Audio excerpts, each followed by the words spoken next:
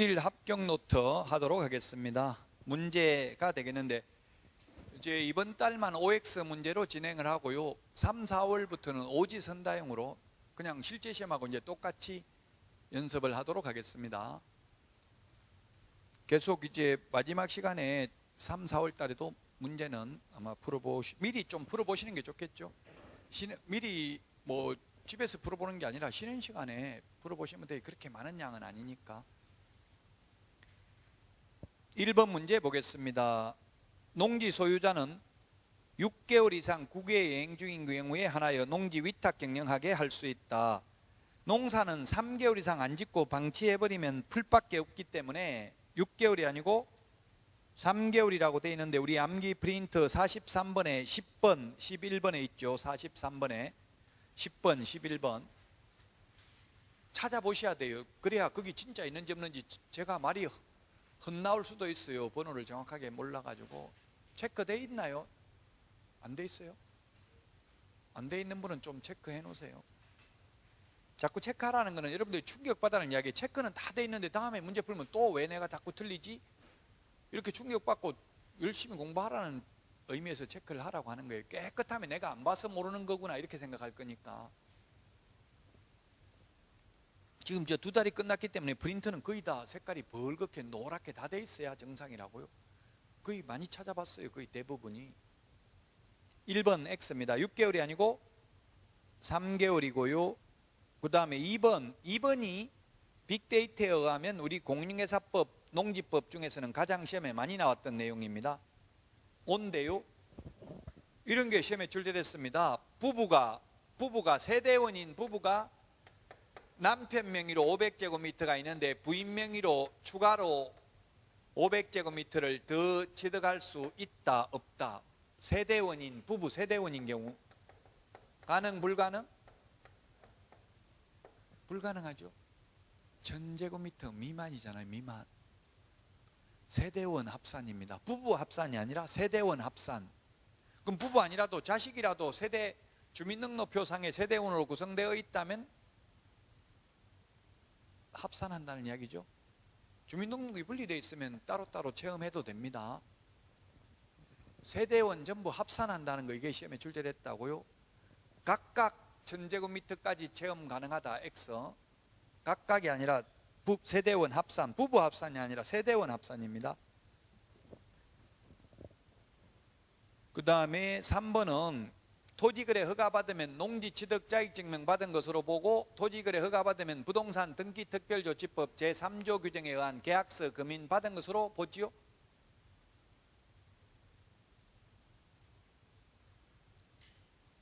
따라서 3번 틀렸고요. 4번 농지에도 전세권 설정할 수 있다. 민법 303조 2항일 것 같은데요. 혹시 조문 뭐 302조 이렇게 틀릴 수도 있어요. 제가 조문을 다 암기하는 건 아니니까 303조 2항이라고 적어놓고 한번 찾아보세요. 법제처 국가법령정보센터에 들어가면 가능하잖아요. 찾아볼 수 있잖아요. 303조 민법 303조 2항에 의하면 농지에 대해서는 전세권 설정할 수 없다고 돼 있어요. 그래서 틀렸고요. 4번. 5번은 농지 전용 협의를 마친 경우 농지 취득자격증은 필요 없습니다. 협의를 마친 경우는 필요 없는데 전용 허가, 전용 신고한 경우 학교가 실습용 농지로 취득하는 경우 주말 체험용 농을 하기 위한 경우에도 농지 취득자격증명을 받아야 됩니다.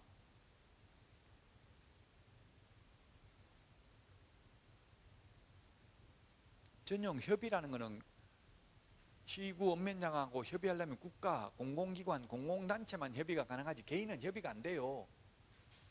개인은 허가받거나 신고를 해야 된다고요. 5번 따라서 틀렸고요. 6번 공법시험에 판례가 나온다면 6번 이거 하나밖에 없습니다.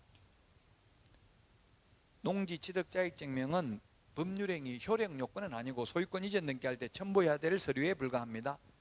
농지 취득자격증명 못 받았다고 매매계약이 당연히 무효가 되는 것은 아닙니다.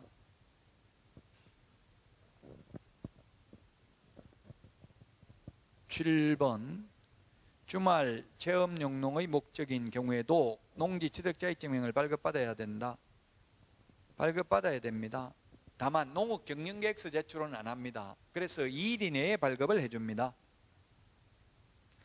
8번 농지 임대차 계약은 서명계약이 원칙입니다. 서명계약 기출문제고요. 맞습니다. 그 다음에 9번 임대 농지를 양수한 자는 농지법에 따른 임대인의 지위를 승계한 것으로 본다. 그렇죠. 만약에 3년간 최단기 존속기간 3년간 임대차 했는데 1년 만에 주인이 바뀌어도 세입자는 계속 3년 동안 농사 지을 수 있는 거죠. 그래서 새로운 주인한테 보증금 받아 나갈 수 있다고요. 임대인의 지위를 승계합니다. 10번은 틀렸는데 5년이 아니고 8년입니다. 8년 이상 제촌 작용하다가 인용한 경우 만저금 밑에까지 소유할 수 있고요. 5년은 60세 이상으로서 5년 이상 농사 짓던 사람은 농지를 임대하거나 사용대할 수 있습니다. 60세 이상 5년 이상 농사 짓던 사람은 임대차 계약을 할 수 있다고. 원래는 임대차가 안 되잖아요. 농지는 경자 유전의 원칙에 의해서 농사 짓는 사람만 소유를 해야 되죠. 그 예외적으로 60세 이상이고 5년 이상 농사 짓던 사람은 임대할 수 있다고요. 8년 이상 제촌 작용하다 인용하는 경우 만저금 밑에까지 소유할 수 있고요. 11번 임대인은 임차인이 임대차 기간이 끝나기 6개월 전부터 2개월 전까지 계약갱신 요구할 경우 정당한 사유 없이 거절하지 못한다. 다만 임대인의 직계 존비속을 포함한 임대인이 목적주택에 실제 거주하려는 경우에는 그러하지 아니하다. 그러하지 아니하다는 말은 2년 더 보장 안 해주고 세입자 내보낼 수 있다는 얘기죠. 상가는 주인이 직접 장사한다고 세입자 못 내보내죠. 주택의 경우에는 주인 직접 산다고 세입자 내보낼 수 있습니다. 12번 이게 6개월 전부터 2개월 전까지로 전부 다 2020년 12월 10일 날 개정됐다고. 옛날엔 1개월 전까지였어요. 2개월 전까지로 바뀌었습니다. 12번 임대인이 임대차 기간이 끝나기 6개월 전부터 2개월 전까지의 기간에 임차인에게 갱신거절의 통지를 하지 아니하거나 계약 조건을 변경하지 아니하면 갱신하지 아니한다는 뜻의 통지를 하지 아니한 경우에는 그 기간이 끝난 때에 전 임대차와 동일한 조건으로 다시 임대차한 것으로 본다. 이게 소위 묵시적 갱신, 법정 갱신이라고 합니다. 따라서 주인은 어떤 사람은 저한테 그렇게 묻더라고. 어차피 4년 보장되잖아요. 4년 동안은 그냥 가만 내버려 두려고요 이러더라고요. 4년 내버려 두면 4년 후에 나가는 게 아니라 또 계약 갱신 요건을 한 번 더 행사할 수 있다고요. 그러니까 2년 끝나기 2개월 전까지 주인은 반드시 세입자한테 계약 갱신 요건 행사할 거냐, 행사하려면 5% 올려달라, 안 그러면 나가라, 이런 식으로 해야 된다고요. 주인 입장이라면.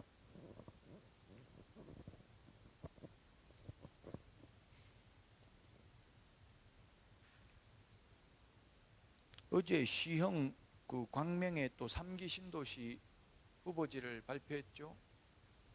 7만 가구, 여의도 면적보다 더 큰 수변공원 호수 만든다 하더라고요.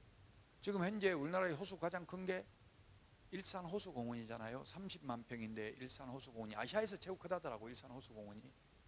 아마 그거보다 더 큰 게 생길 수도 있을 것 같아요. 광명 시형에. 이제 200만 호가 넘습니다. 공급한다는 게 다 공급된다면. 그러면 집값이 내려갈 수도 있어요.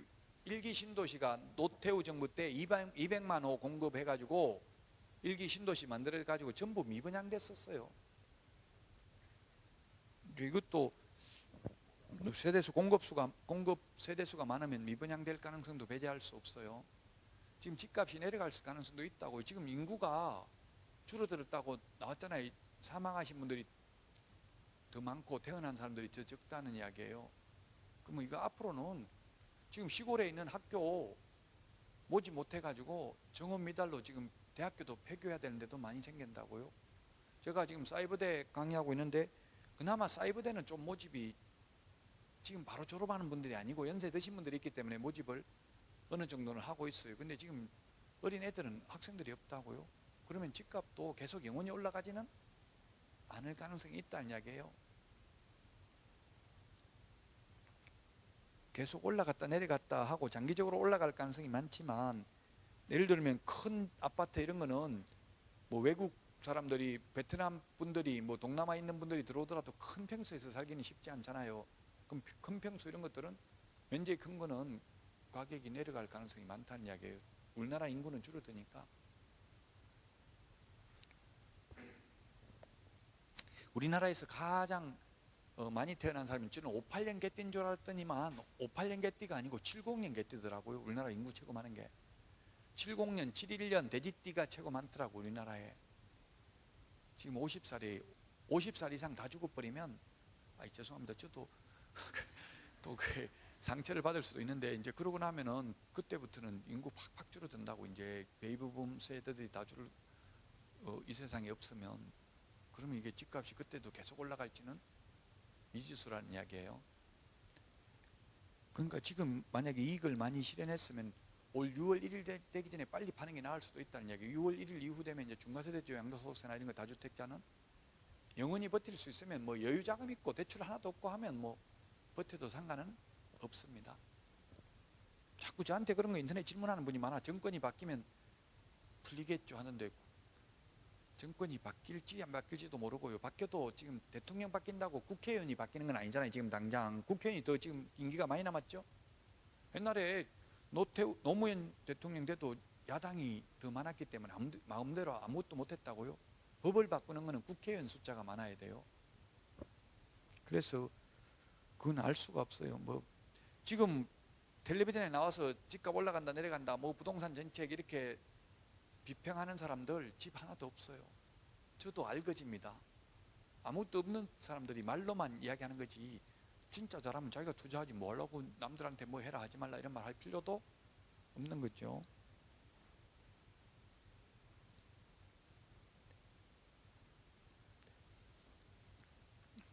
(11번도) 오고 12번도 오고 묵시적 갱신이고요. 그 다음에 13번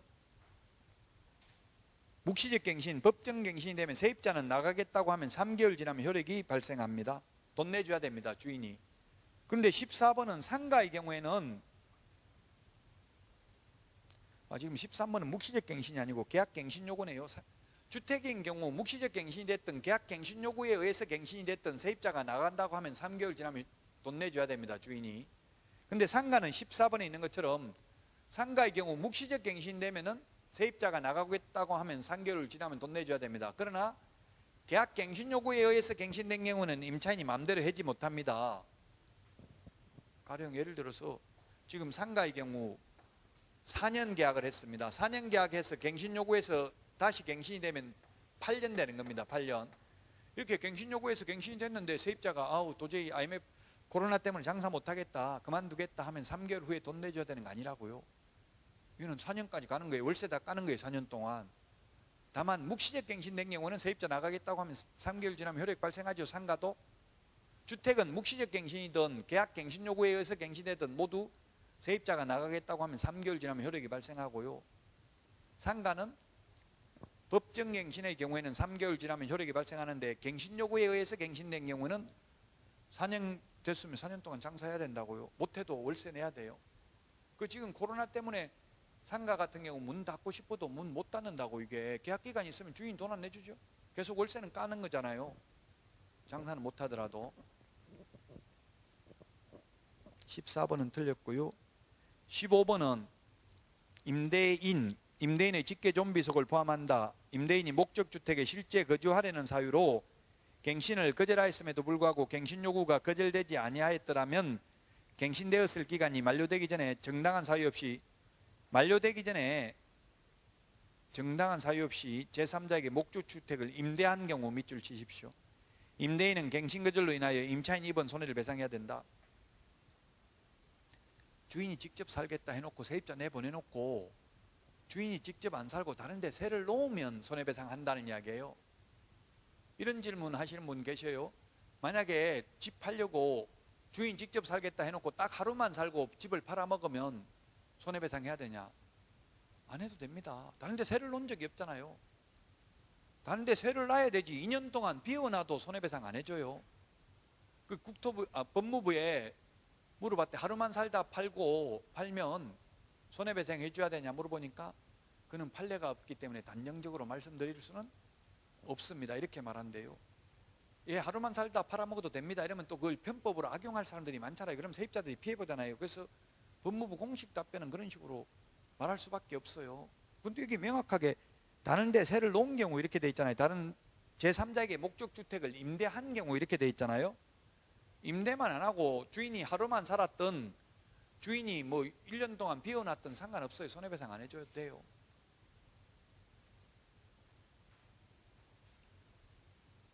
(15번) 맞고 16번은 2020년 9월 29일부터 6개월까지의 기간 동안 연체한 차임액은 계약 해지, 계약갱신 거절 사유가 되는 차임 연체액으로 보지 아니한다. 이 경우 연체한 차임액에 대한 임대인의 그 밖의 권리는 영향을 받지 않는다. 맨 뒤에 그 밖의 권리는 영향을 받지 않는다. 이 말은 6개월간, 그래서 이게 뉴스에 언론에 뭐 완전히 이게 무슨 이런 법이 있냐 하면서 엄청나게 떠들었는데요. 그 뭐냐면 언론에서 이렇게 나오더라고요. 뉴스에 보니까 세입자가 심지어 8개월간 연체도 내쫓을 수 없다는 이런 법이 말이 되냐 이렇게 돼 있더라고요. 8개월일 수도 있어요. 2020년 9월 29일 되기 전까지 2개월 연체했어요. 그리고 2020년 9월 29일부터 6개월간 연체해도 이거는 연체한 차임액으로 보지 않잖아요. 3개의 차임액을 연체해야 해지할 수 있잖아요. 못 내쫓는 거 맞아요. 맞기는. 그 대신에 그 밖의 임대인의 권리는 영향을 받지 않는다. 이 말은 연체하면 나중에 연체이자까지 다 물어내야 된다 이 말이에요. 연체이자까지 받아도 된다는 뜻이에요. 그 세입자는 불가피하게 도저히 장사가 안 돼서 월세도 못 내면 할 수 없지만 낼 수 있는 한 최대한 내야지, 안 내면 나중에 연체이자까지 다 물어내야 된다는 이야기죠.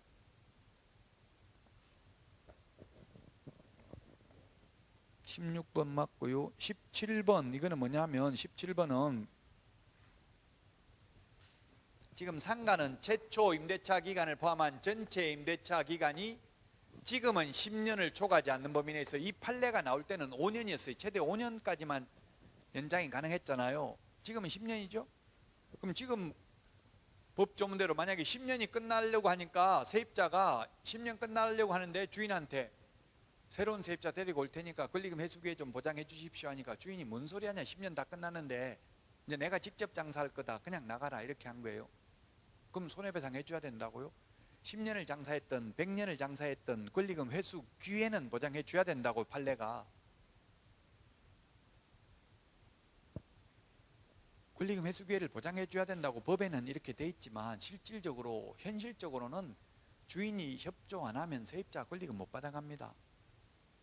예를 들면 지금 월세가 100만 원인데 새로운 세입자 가지고 데리고 오면 150만 원 받으면 된다 안 된다 이런 법은 없어요. 현저하게 주변 시세에 비해서 현저하게 높게 받으면 안 된다고 돼 있거든요. 그럼 50만 원 더 받는 게 현저한지는 소송해봐야 하는 거예요. 지금 월세 100만 원인데 새로운 세입자 데리고 오면 150만 원이라고 하면 계약 거의 안 합니다. 그럼 권리금 못 받는 거죠.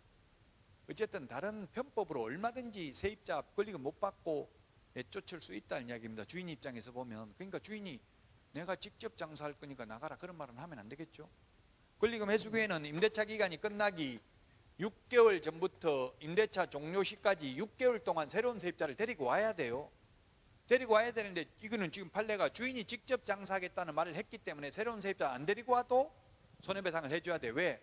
어차피 새로운 세입자 데려오더라도 계약 안 할 게 명백하잖아요. 자기가 직접 장사한다 했으니까. 그래서 손해배상을 해야 된다는 이야기예요. 18번 기일 입찰에서 매수 신청 보정 금액은 매수 가격의 10분의 1이 아니라 최저 매각 가격의 10분의 1. 이게 시험에 가장 많이 나왔다고 했죠. 최저 매각 가격의 10분의 1. 암기 프린트 56번에 10분의 1에 동그라미 1번에 오늘도 밑줄 치셨잖아요. 56번에 맨 밑에 10분의 1에 동그라미 1번, 동그라미 3번 항고보증금은 매각대금의 10분의 1이에요. 동그라미 3번도 밑줄 치놓으세요. 일단 10분의 1 그 56번에. 그 다음에 19번은 차순위 매수 신고는 그 신고액이 최고가 매수 신고액에서 그 보증금을 뺀 금액을 넘는 때에만 할 수 있다. 오늘 했죠. 차순위 2등 맞습니다. 20번은 지방법원장이 아니라 누가 법원 행정처장이 지정하는 교육기관에서 교육을 받아야 됩니다. 교육의 유효기간 1년이라고 했죠. 교육받고 1년 안에 매수신청 내린 등록을 안 하면 다시 받아야 되고요. 매수신청 내린 등록을 했다가 그만두고 1년 안에 다시 매수신청 내린 등록하려면 안 받아도 됩니다. 매수신청 대리 실무교육 지정 승인 요청은 대학전문대 협회만 가능하고 공기업 또는 준정부기관은 불가능하다 했습니다. 암기 프린트 53번 표에 보면 교육제도 5개 비교되어 있는데 시험에 반드시 출제됩니다. 교육제도 5개 비교하는 거 20번 X고요. 자, 여기까지 해서 1, 2월 강의는 모두 마치도록 하겠습니다. 이제 다음 달 3월 달에 다시 찾아뵙고 마치도록 하겠습니다. 수고하셨습니다.